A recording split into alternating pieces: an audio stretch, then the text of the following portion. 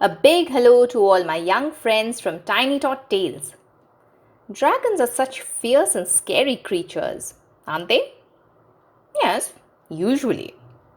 But not this one. The dragon in Billy's house is very cute and lovable. You don't believe me?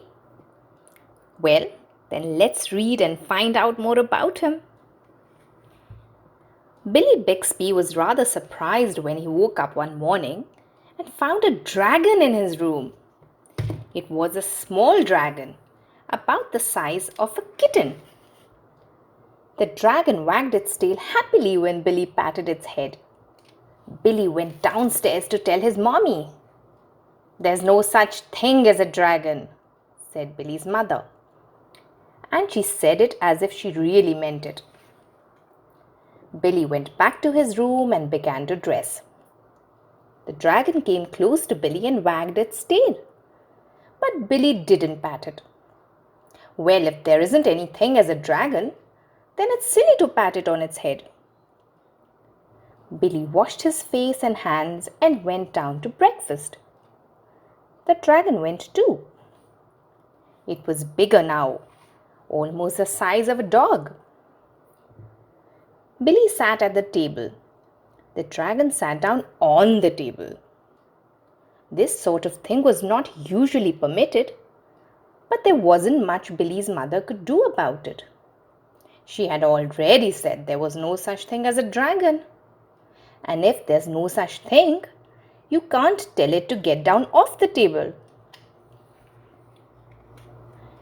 Mother made some pancakes for Billy, but the dragon ate all of them. Mother made some more, but the dragon ate those too. Mother kept making pancakes until she ran out of batter. Billy only got one of them, but he said that's all he really wanted anyway. Billy went upstairs to brush his teeth. Mother started clearing the table. The dragon, who was quite as big as Mother by this time, made himself comfortable on the hall rug and went to sleep. By the time Billy came back downstairs, the dragon had grown so much he filled the hall. Billy had to go around by way of the living room to get to where his mommy was. "I didn't know dragons grew so fast," said Billy. "There's no such thing as a dragon," said Mother firmly. Cleaning the downstairs took Mommy all morning. What with the dragon in the way, and having to climb in and out of windows to get from one room to another. By midday, the dragon filled the house.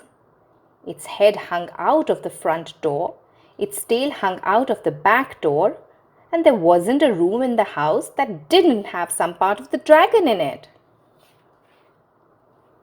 When the dragon awoke from his nap, he was hungry.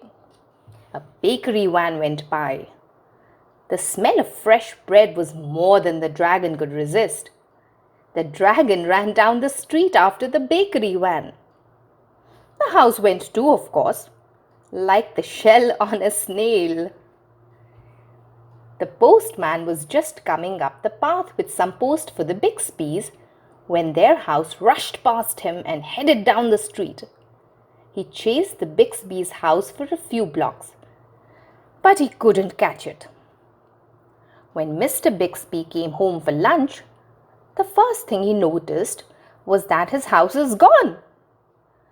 Luckily, one of the neighbors was able to tell him which way it went. Mr. Bixby got in his car and went looking for his house. He studied all the houses as he drove along. Finally, he saw one that looked familiar. Billy and Mrs. Bixby were waving from an upstairs window. Mr. Bixby climbed over the dragon's head, onto the porch roof, and through the upstairs window. "How did this happen?" Daddy asked. "It was the dragon," said Billy. "There's no such thing," Mother started to say. "There is a dragon," Billy insisted. "A very big dragon." And Billy patted the dragon on its head. The dragon wagged its tail happily. Then, even faster than it had grown, the dragon started getting smaller. Soon it was kitten size again. I don't mind dragons this size, said Mommy. Why did it have to grow so big? I'm not sure, said Billy. But I think it just wanted to be noticed. Aww, isn't that a cute, cute story? And I want a dragon just like this one. He's such a darling. Anyways, that's all we have time for today. From Tiny Tot Tales, toodles everyone. Till next time. If you enjoyed listening to this story, please like and subscribe to Tiny Tot Tales. Meanwhile, keep watching, learning, and having fun.